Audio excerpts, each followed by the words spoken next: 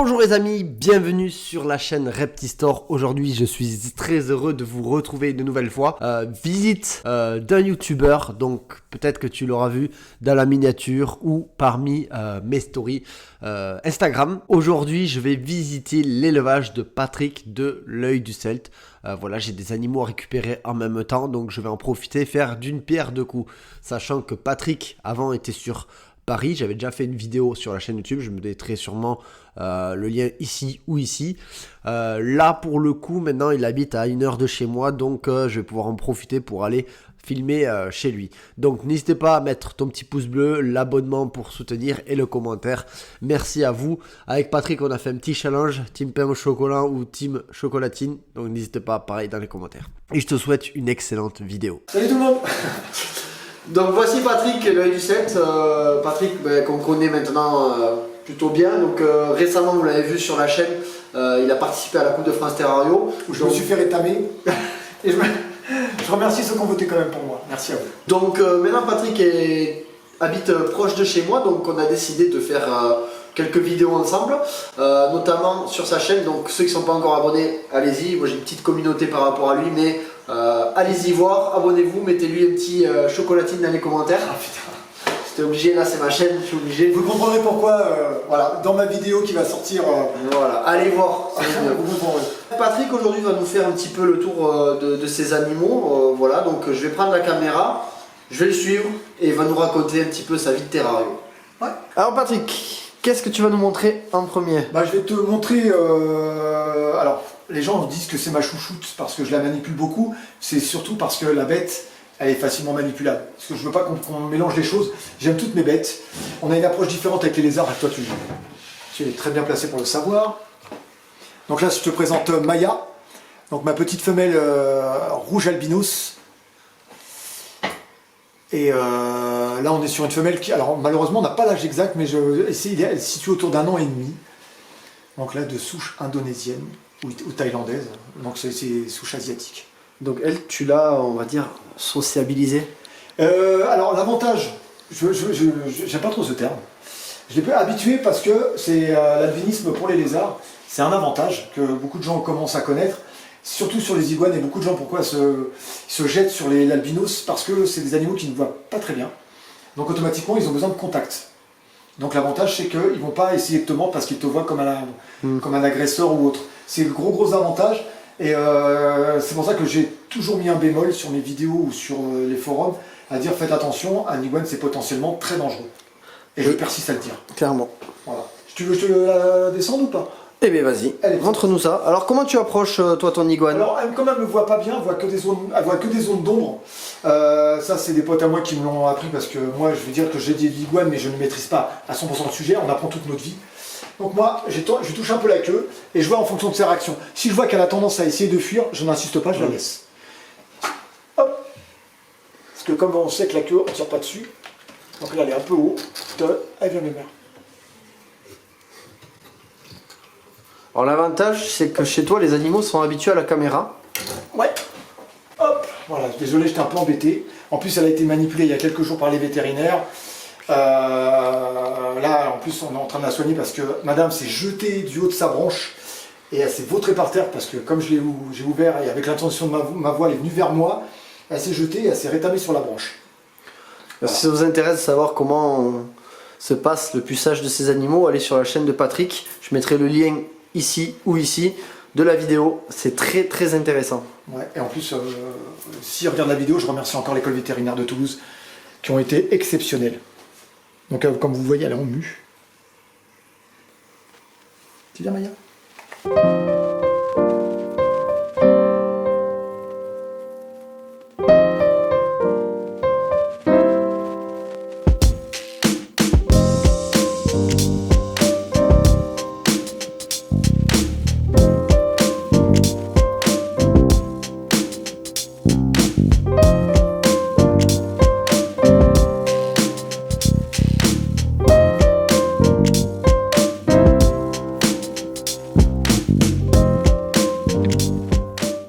Qu'est-ce que tu fais là Patrick? Alors je me désinfecte les mains, car comme vous le savez, on ne cesse de le répéter, sur toutes les chaînes d'ailleurs, Et ça qui est bien, ça fait de la pédagogie. Il faut se désinfecter les mains entre chaque animal pour éviter de faire passer une pathologie ou une maladie entre un animal et un autre.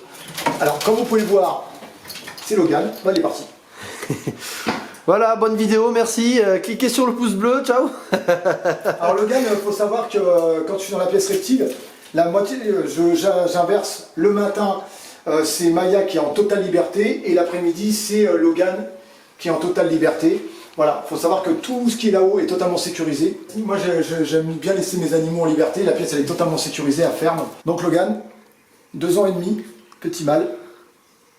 Là, il va pas me les sortir. Non, c'est bon. Très curieux. Et je l'ai laissé, on va dire, un peu à l'état sauvage. Je le manipule très peu. Parce que j'aime bien, moi, ce côté un peu sauvage. Et j'essaie de faire quand même... l'attirer par la nourriture et lui apprendre des trucs, entre guillemets, le faire venir vers moi, mais je fais pas plus. Ouais. Je suis vraiment limité, j'aime trop le côté sauvage des animaux. Voilà, au moins je puisse le manipuler par exemple pour un soin, comme j'ai fait pour le puçage, mais voilà, ça va pas au-delà. Taille adulte? Merde.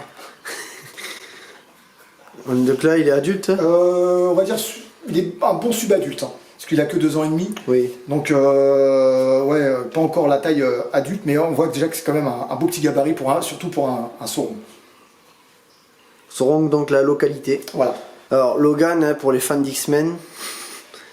Ah bah tu vois, alors tous mes animaux, Maya, pour les gens qui sont anciens comme moi, c'est Maya l'abeille, ou les Mayas, vu la couleur, mais voilà, tous mes animaux quasiment ont des noms de films.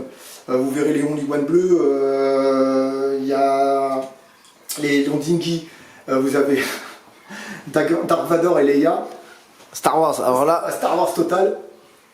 Là c'est Brasilia parce que par rapport au Brésil. Et en dessous c'est Dana, c'est la déesse celte, par rapport à moi, mes origines, mes ancêtres. Tu fais pas? Non, ça va. Bon, on va pas l'embêter de plus. Non, je pense qu'il est encore un peu stressé de son puçage. Mais bon, après, il faut le comprendre, c'est pas...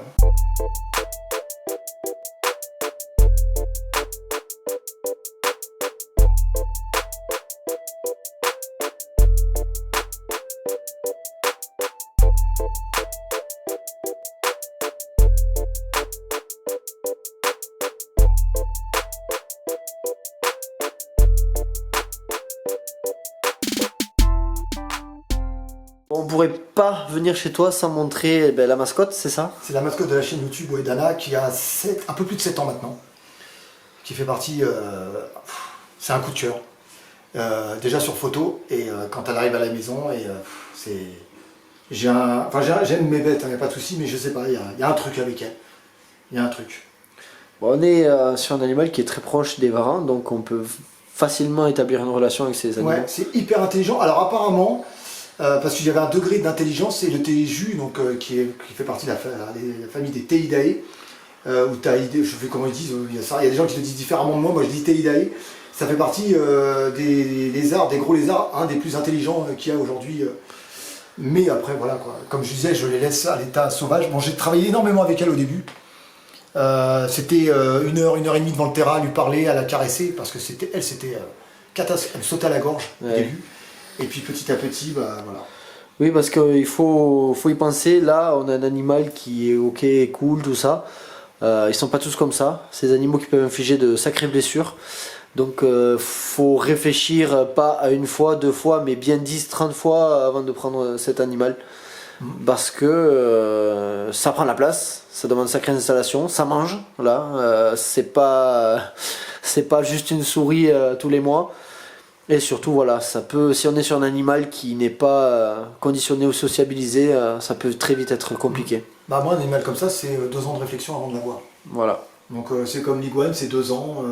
Il y a certains animaux, c'est 6 mois, 8 mois, 1 an. C'est pas des achats, je pense que tu le sais, c'est pas des achats compulsifs. C'est des achats coup de cœur, réfléchis, mais il n'y a jamais d'achat compulsif. Ouais, faut être réfléchi. Donc c'est pour ça l'intérêt de montrer aussi en vidéo... ce genre d'animal, donc c'est de vous les montrer, mais aussi de parler des petits trucs auxquels on ne pense pas de suite. Bye bye. Donc là, je vais vous montrer quelques animaux comme ça à travers les vitres. Donc là, il faut savoir que le terrain, ça c'est son terrarium pas définitif parce que l'installation est en train d'être entièrement changée. Donc la petite femelle qui est là, elle va passer sur un 150-80 par 80. Donc ça c'est le pogona de madame. Quel nom? Hopi. Hopi. Ça veut dire espoir. Donc là on est sur du Red Hippo Laserback qui veut dire qu'elle a pas de picot sur le dos. Du coup, c'est plus un dragon barbu? Non. Quoique c'est plutôt là. Mais c'est vrai que c'est vrai.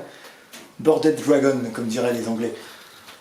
Donc, animal fétiche des débutants, mais qui demande énormément de choses quand même. Désolé pour les vis. Ça c'est le sable. En dessous vous avez... Là, c'est tes petits bijoux du moment. C'est mes petits coups de cœur et c'est vrai que comme je l'avais déjà dit dans une ancienne vidéo, je pensais arrêter les serpents, à part la femelle boa. Et on m'a parlé du serpent taureau, du caractère du serpent taureau, très bluffeur. Et puis en fin de compte, bah voilà. Et comme moi je marche au coup de cœur, après des semaines et des mois de renseignements, j'ai une personne qui m'a contacté pour me placer une bête contre bon soin, j'ai accepté. J'ai tellement accroché que j'ai trouvé une belle femelle. Et ensuite, bah, voilà, ça s'arrête plus. Hop. Alors, on va pas, je les embête pas trop parce que la femelle est en mue. Et le mâle, voilà, au niveau caractère, c'est assez sympa. Surtout là qu'on arrive, on doit les impressionner. Mais voilà, là vous avez un couple qui, normalement, si tout va bien, en septembre, il devrait y avoir quelques naissances. Mais on te le souhaite. Ouais, ça sera mes premières sur du serpent comme ça, quoi. Donc on voit bien quand même que la femelle elle avait bien les yeux vitreux. Ouais, ou la opaque, femelle juste ici. Ouais, la femelle c'est la plus foncée. Serpent américain. Ouais, bull snake. T'as que cela? Ah là là là là là là. Est-ce que vous aimez l'or noir? Alors là, les derniers petits bijoux que j'ai acquis. Voilà, là on est sur du... Alors, vous allez rigoler, je peux vous dire que Pithiophyes londingui, l'autre mot, je le sais, je m'en rappelle jamais, c'est Melanoleucus. Melanoleucus. Voilà, je sais que les gens qui me côtoient, enfin qui me connaissent, vont se fondre la poire en écoutant ça, parce que je me plante sur les noms. Donc vous avez, on va pas trop les énerver, vous avez derrière la femelle qui est très noire, qui est très prononcée, Oui. et vous avez le mâle qui est un peu moins noir intense, mais bon ça va arriver par l'avenir. Donc c'est le dernier petit couple que j'ai eu à la maison, qui est un projet de repro pour d'ici 2-3 ans. Donc ils auront 3-4 ans. Très joli. Du coup là c'est plus serpent taureau mais serpent des pins. Voilà. C'est ça. Pin snake. Pine snake. C'est différent, même si on reste sur du Pithiophyes, là on a quand même deux spécimens totalement différents. Alors au niveau du caractère, est-ce que c'est chez moi? Les londingis sont beaucoup plus hargneux, teigneux, bluffeurs que les saillies. Alors est-ce que c'est dû aussi à l'âge? Ouais, je pensais à ça aussi, forcément. L'âge. Après, chaque animal est différent. Mais tu as de jolis Pithiophyes en tout cas. Ouais, ils sont. Bah, c'est vraiment. Je cherche, quand je veux quelque chose, je cherche. Et quand c'est dans mes moyens aussi, parce que voilà, il y a le coût aussi des animaux, parce que l'achat d'un animal c'est bien, mais après il faut savoir derrière l'entretien, la nourriture, tout, l'électricité, enfin il y a quand même pas mal de choses. Et voilà, j'ai eu la chance de trouver un couple. Donc c'est vraiment cool. On va passer sur, je vais te montrer une de mes grenouilles. Profitez-en parce que vous en verrez pas chez moi, donc c'est le moment. Donc là je vous montre juste, j'en ai deux, il y en a une qui est enterrée, donc on va pas l'embêter. Donc là vous avez une Ceratophis chronoeli ou grenouille Pac-Man hippo. Très joli. Voilà, donc les deux sont en période où elles ne mangent plus trop en ce moment. Et donc j'en profite, elles sont assez calmes. Je vais vous présenter une de mes dernières aussi petites merveilles. Alors je pense pour moi qu'elle a peut-être pondu parce qu'il y a 2-3 jours elle était beaucoup plus grosse que ça, enfin quoi qu'elle est déjà pas mal, parce qu'elle était quand même beaucoup plus volumineuse. Donc là on est sur du super harlequin red blushing. Donc super harlequin, ça correspond à quoi? Bah écoute, Red, on a red c'est la couleur, blushing je crois que c'est les remontées qui sont sur le côté, et il y a une histoire aussi de couleur au niveau de la gorge. Alors comme je le dis, moi j'ai pas honte de le dire, Je ne maîtrise pas les phases des geckos à crête. C'est compliqué en plus. C'est super compliqué. Ouais, comme tu l'expliquais, je ne maîtrise pas les phases. Je me fais renseigner, on m'aide, mais voilà, c'est que des fois en fonction de ce qu'on montre, les gens vous disent une phase, d'autres vont vous dire l'autre, l'opposé. Donc moi, on m'aurait dit que ça serait un super harlequin red blushing. Alors, voilà. Mettez en commentaire pour les experts. Hein. Ouais, franchement, ouais, parce que moi j'aime bien. Pour les gens qui s'y connaissent, parce que tu me sors pas que c'est un dark chocolat. Ça serait sympa. Voilà. Donc là, on a un accouplement d'ailleurs, elle avec un chocolat dalmatien. Cool. Donc tu devrais, comme on sait très bien que malheureusement sur les geckos à crête c'est totalement aléatoire. Donc ça peut sortir du très très beau comme du très très normal. Mais moi je m'en fiche, c'est surtout pour la beauté et pour moi la repro c'est une finalité de la passion. C'est vraiment voir si on va réussir à incuber les œufs comme il faut, ou ce qui va sortir, comment on va s'occuper des petits et ainsi de suite. Voilà. Mais elle a bien maigri, hein. Je pense qu'elle a fait des œufs. Et ben voilà, donc on va finir avec Léon dans son terrarium, qui vous allez voir bientôt va passer sur une grande volière. Donc là on ne le manipule pas parce que Léon a un caractère, et en plus il est en pleine mue, donc comme vous pouvez le voir, et il a été pucé il y a quelques jours, donc je préfère pas l'ennuyer. Donc on est sur un spécimen qui a autour de 3 ans. Voilà. J'ai sursauté, j'ai cru que c'était la caméra qui prenait. Non, ça y est, il m'a mis un coup. Voilà, ça c'était Léon. On va finir sur un animal très très agréable. On arrive à la fin de cette vidéo, en compagnie de Léon. Voilà. Merci Patrick. Merci à toi. Donc la chaîne YouTube L'Œil du Celte, s'il y a encore des gens qui ne te connaissent pas, j'en doute, allez gentil. Allez vous abonner, un petit commentaire, chocolatine dans ces vidéos. Surtout, voilà, il y aura le lien de sa chaîne dans la description de la vidéo. Lui aussi, il me semble que tu as mis, comme moi, en place une espèce de VIP, voilà, pour soutenir la chaîne. Ouais. N'hésitez pas à aller voir. On a à peu près le même principe. Toi, je le remercie parce qu'il fait gagner, ou il offre des registres que j'ai créés sur sa chaîne. Donc je te remercie parce que ça fait plaisir. C'est un soutien indirect, mais ça reste un soutien. Et ouais, le VIP c'est le même truc que toi, on fait gagner des cadeaux par tirage au sort, on offre des trucs, j'offre des menus, enfin c'est tout. Bon, ça après c'est autre chose, mais c'est un moment aussi de remercier, de fidéliser les gens qui ont pris des abonnements payants, et je pense que c'est la moindre des choses. Exactement. Donc pour ce faire, c'est simple, je vais pas mettre le lien de ton VIP, par contre vous allez sur une de ces vidéos, donc vous cliquez sur une de ces vidéos, et c'est joindre. Vous mettez un petit pouce bleu, et voilà, vous allez dans la description, il y a un lien, rejoindre. Et pouce bleu là tout de suite les gens. On va essayer franchement, petit challenge, je suis sûr qu'avec les vidéos que tu fais et ce que tu présentes comme contenu, on peut atteindre, t'es à combien, 6 000, 7 000 abonnés? Je suis à 5400... Non, t'es pas 6 000? Non, pas encore. Bah, franchement les gens, sa vidéo, 6 000. Non, c'est... 6 000, écoutez les vieux. Mettez 6000 chocolatines dans ces commentaires, je serai encore plus content. Voilà, celui qui fait ça il est banni. Non, mais franchement, booster, parce que, comme je disais, c'est pour ça qu'il n'y a pas d'animosité. Nous, on s'entraide, oui. Et c'est en s'entraidant et en faisant tout ça pour que les petites chaînes YouTube permettent de progresser. Moi, je le fais depuis 6 ans, 7 ans presque bientôt. J'ai toujours aidé les petites chaînes YouTube. Steven en fait autant, voilà. Bon, après, on a à peu près la même mentalité là-dessus. Mais voilà, et puis c'est vous, hein, grâce à vous, on augmente et on se fait connaître, hein, parce que si vous n'êtes pas là, on a le plaisir de faire nos vidéos. Bah, ça c'est clair. Et derrière, on a besoin de vous pour nous soutenir et partager, parler de nous et ainsi de suite. Voilà. Merci en tout cas d'être venu et d'avoir vu mon petit élevage. C'est moi qui te remercie et je pense remercier aussi au nom de mon formateur. Regardez, formateur. C'est mon formateur en plus. Allez voir la vidéo qu'il a sortie, c'est le mieux pour comprendre. On va te spoiler. Ouais, c'est non. Mais voilà, donc je pense que je te remercie aussi au nom des gens qui regardent la vidéo encore actuellement. De m'avoir accueilli pour pouvoir montrer tout ça. Il y aura encore d'autres vidéos, des vidéos à l'extérieur, ça on n'en parle pas trop. Il y a du lourd qui arrive. Voilà. De partout. Donc on vous montrera tout ça. Patrick, je vais aussi t'inviter, si ça te dit, on ira visiter le Reptilarium du Larzac. Ah ouais. Qui est juste après chez moi. Ouais. Et puis d'autres trucs. Avec grand plaisir, parce que c'était un de mes projets en plus d'aller visiter. Parce que je les suis en plus et que je trouve que. C'est au-delà du Reptilarium pour moi. Ouais. C'est encore très familial, je sais pas, comme la ferme des reptiles. C'est pas mal aussi. Je trouve ça, voilà. Tu verras. Avec grand plaisir. On vous tiendra au courant, pour ça abonnez-vous sur sa chaîne aussi pour suivre ça. Voilà. Ça fait beaucoup de blabla, on va stopper là. Si tu veux savoir plus. Quand on s'apprécie, voilà. On sait plus s'arrêter. On fera un live, voilà. discussion comme ça. Ouais, un échange. Ouais, ça, on avait parlé de ça aussi, un truc. Un live ensemble sur YouTube.